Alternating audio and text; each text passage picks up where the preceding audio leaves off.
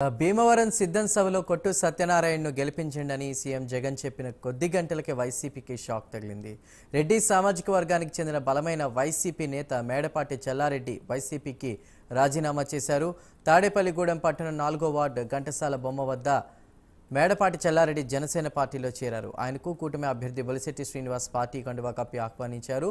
ఈ సందర్భంగా శ్రీనివాస్ మాట్లాడుతూ ఎమ్మెల్యే అందరి దగ్గర దోచుకుని కొంతమందికి పెడుతున్నాడని, మున్సిపాలిటీ నిధులు దోచుకుని తింటున్న వ్యక్తులు అక్కడ ఉన్నట్లుగా చెప్పుకొచ్చారు.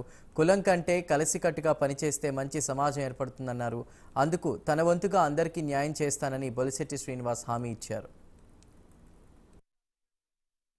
ఎమ్మెల్యే అందరి దగ్గర దోచుకొచ్చి ఉన్నటువంటి కొంతమంది పెడతా ఉన్నాడు.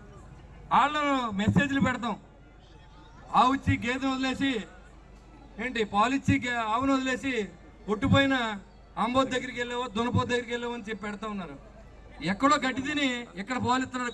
కొన్ని ఆవులు గడ్డి ప్రజలు తిని ఇక్కడ పాలిస్తున్నారు. ప్రజలనేమో గడ్డి, ఇక్కడేమో పాలు ఇవ్వడం.